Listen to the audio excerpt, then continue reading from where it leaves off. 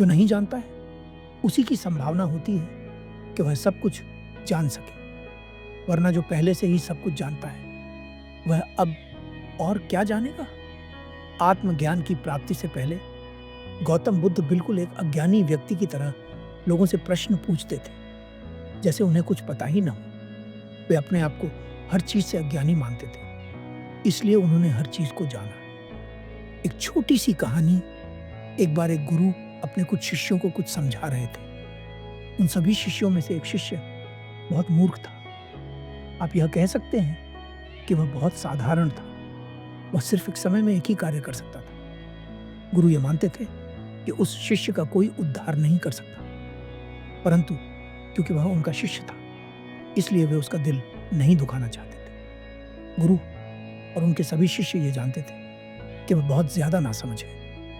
एक बार गुरु ने सोचा कि क्यों ना उस मूर्ख शिष्य को अपने साथ कहीं ले जाया जाए, क्योंकि वह और किसी काम का नहीं था। उसे जो भी कहा जाता वह उसे ठीक से समझ ही नहीं पाता था और हर काम उल्टा करता था। इसलिए गुरु भी उससे तंग आ गए थे। वह व्यक्ति इतना साधारण था कि यदि उसे एक साथ 2 काम करने के लिए कहा जाता तो वह एक भी ठीक से नहीं कर पाता था। इसीलिए गुरु उसे अपने साथ नदी किनारे ले गए और स्नान करने के लिए जाने लगे। जाते जाते गुरु अपने कपड़े उतारकर शिष्य को दे देते हैं और उससे कहते हैं, तुम ये कपड़े नीचे मत रखना क्योंकि जमीन गीली है और मुझे किसी जरूरी काम से दूसरी जगह जाना है। तुम ध्यान रखना, इन कपड़ों को नीचे मत रखना वरना ये गंदे हो जाएंगे। शिष्य गुरु की बात सुनता है और कहता है, ठीक है, मैं इन्हें अपने हाथों में ही रखूंगा। गुरु बार बार उसे ये बात समझाते हैं क्योंकि वे जानते थे कि वह हर काम उल्टा करता है। फिर वे नदी में स्नान करने चले जाते हैं। स्नान करने के बाद जब गुरु नदी से बाहर आ रहे होते हैं तो शिष्य उन्हें देखता है और सोचता है कि शायद गुरु उसे बुला रहे हैं। वह कपड़े नीचे रखता है और गुरु की ओर दौड़ पड़ता है। गुरु के पास पहुंचकर वह कहता है, गुरुदेव। गुरु उसे देखते ही गुस्से में कहते हैं, मूर्ख, मैं तुम्हें नहीं बुला रहा था और मैंने मना किया था कि कपड़े नीचे मत रखना, लेकिन तुमने उन्हें मिट्टी में रख दिया। देखो, वे गंदे हो गए हैं। गुरु गंदे कपड़े ही पहन लेते हैं और क्रोधित होकर शिष्य से कहते हैं, तुम्हारे बस का कुछ नहीं है, तुम जीवन में कुछ नहीं कर सकते। ये बात मैं पहले से जानता था, लेकिन आज तुमने इसे साबित कर दिया है। तुम मूर्ख हो, तुम केवल अपनी मूर्खता हर जगह दिखा सकते हो, इसके अलावा कुछ नहीं कर सकते। गुरु क्रोधित होते हैं, लेकिन शिष्य फिर भी उनकी अगली आज्ञा के लिए वहीं खड़ा रहता है और विनम्रता से पूछता है, गुरुदेव, क्या करना है? गुरु और भी गुस्से में आ जाते हैं। पास ही एक बड़ी चट्टान होती है और उसके आसपास छोटे छोटे पत्थर पड़े होते हैं। गुरु एक पत्थर उठाते हैं जो चौक की तरह होता है, जिससे कुछ लिखा जा सकता था। गुरु शिष्य से कहते हैं, तुम्हें कुछ नहीं करना, बस इस पत्थर से, इस चट्टान पर बार बार राम लिखना है। इसी पत्थर से बार बार लिखते रहना है। इतना कहकर गुरु वहां से चले जाते हैं। शिष्य उसी समय उस चट्टान पर राम राम लिखना शुरू कर देता है। गुरु को कहीं दूर जाना था, इसलिए वे आश्रम लौट गए। लेकिन जैसे ही वे आश्रम पहुंचे, उन्हें अपनी गलती का एहसास हुआ। गुरु ने सोचा, आज मैंने बहुत ज्यादा क्रोध कर दिया। उन्होंने अपने शिष्यों से पूछा, वो वैमन्ना, शिष्य का नाम, कहाँ है? सभी शिष्य बोले, गुरुदेव, वह वहीं होगा जहां आपने उसे छोड़ा था। गुरु को याद आया कि उन्होंने उसे राम लिखने के लिए कहा था।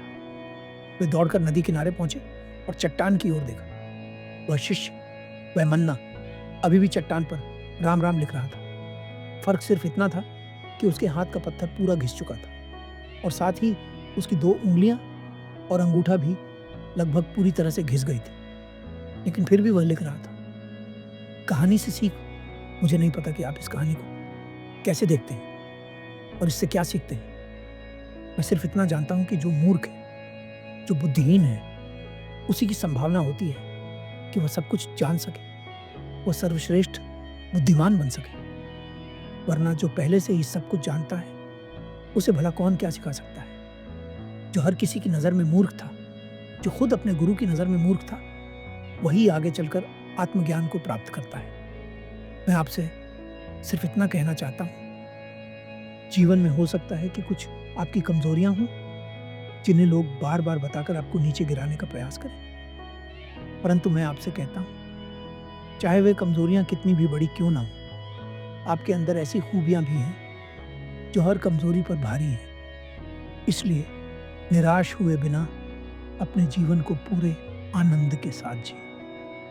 आशा करता हूँ यह कहानी आपके जीवन में एक बड़ा बदलाव लाएगी और आप जीवन को नए दृष्टिकोण से देखेंगे।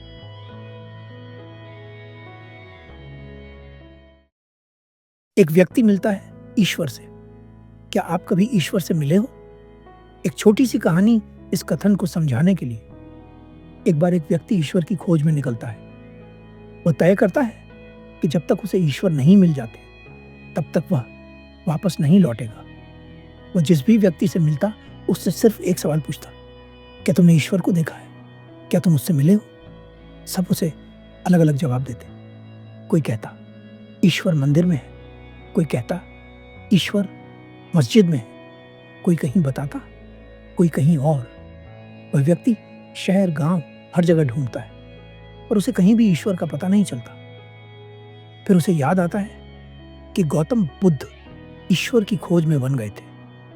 वह सोचता है कि उसे भी वन की ओर प्रस्थान करना चाहिए, शायद वहां ईश्वर मिल जाए। इसलिए वह जंगल की ओर प्रस्थान कर देता है। जंगल में काफी दूर चलने के बाद उसे कुछ मिलता है। चौंकिए मत, उसे ईश्वर नहीं जंगली जानवर मिलते हैं। किसी तरह से वह उनसे बचकर भागता है।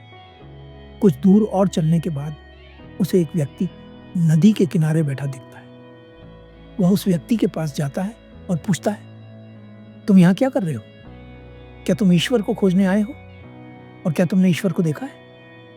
वह एक संत होता है। संत उस व्यक्ति से कहता है, मैं ईश्वर को जानता हूं और तुम्हें मिलवा भी सकता हूं।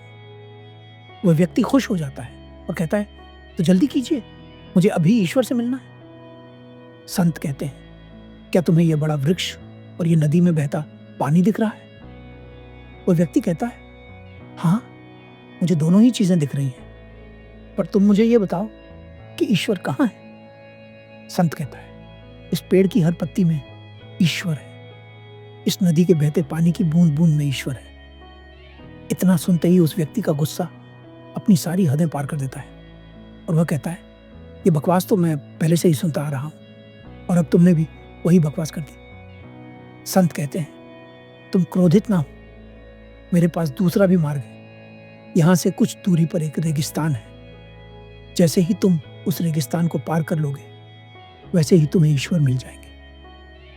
वह व्यक्ति सोचता है कि शायद ये मुनि सच कह रहा हो और शायद गलत, पर एक बार इस जगह को भी देख लेना चाहिए।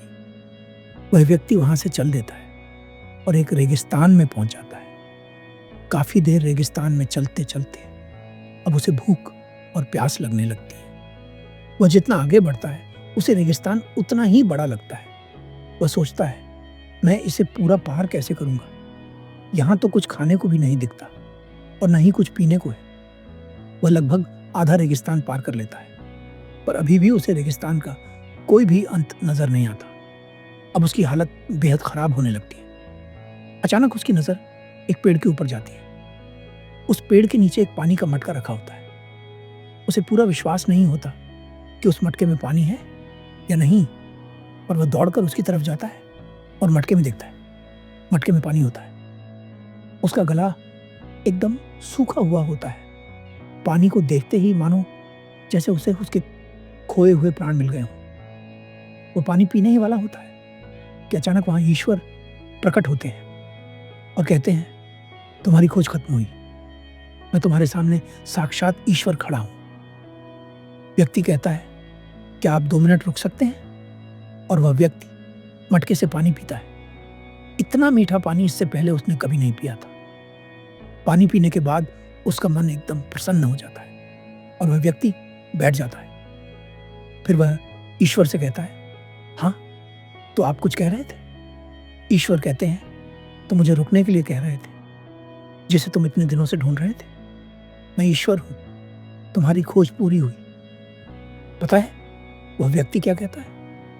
वह व्यक्ति ईश्वर से कहता है, तुम झूठ बोल रहे हो, तुम ईश्वर नहीं। ईश्वर तो यह है जो अभी अभी मेरे गले से नीचे उतरा है। जब मैं बहुत कष्ट में था तब मुझे तुम और यह पानी दोनों दिखाई दिए, पर मैंने पानी को चुना। इसलिए मेरा ईश्वर तो यह पानी ही है, तुम नहीं। ईश्वर उस व्यक्ति से कहते हैं, यही बात तो मैंने उस वन में संत के रूप में तुमसे कही थी, पर तुमने मेरी बात का विश्वास ही न किया। अब तुमने स्वयं अनुभव किया, मैं यही चाहता था। जो लोग भी मुझे सुन रहे हैं उनसे मैं एक सवाल पूछना चाहता हूं। यदि आज ईश्वर घोषणा कर दें कि उनके पास कोई शक्ति नहीं, उनके पास आपको देने के लिए कोई सुख नहीं, कोई सुविधा नहीं, तो क्या तब भी आप ईश्वर में विश्वास रखेंगे? बहुत सारे लोग होंगे जो कहेंगे, हाँ मैं ईश्वर में विश्वास रखूंगा या रखूंगी। पर वास्तविकता यदि आप स्वीकार करें तो ईश्वर में विश्वास रखने का केवल एक ही कारण है आपके पास, कि आपको उम्मीद है कि उससे आपको सुख मिलेगा, उससे आपको कुछ मिलेगा। हम सभी लोग ईश्वर के रूप में किसी व्यक्ति को ढूंढ रहे हैं जो हमारी सारी मनोकामनाएं पूरी कर दे। हमारे शरीर में हजारों लाखों काम हो रहे हैं जिन्हें हम नहीं कर रहे हैं, पर वो बिल्कुल समय पर अपने आप हो रहे हैं। क्या वह कम है? क्या वह ईश्वर नहीं? क्या वह आनंद किसी ईश्वर को अनुभव करने से कम है? जब हम बहुत भूखे होते हैं और हमें भोजन मिलता है, क्या वह अनुभव किसी ईश्वरीय अनुभव से कम है? पर हमारा ध्यान कभी भी उस ओर जाता ही नहीं है। आशा करता हूं कि आप सभी लोग इस छोटी सी कहानी से अपने जीवन में एक बड़ी सीख उतारेंगे और अपने जीवन को पहले से और बेहतर बनाएंगे।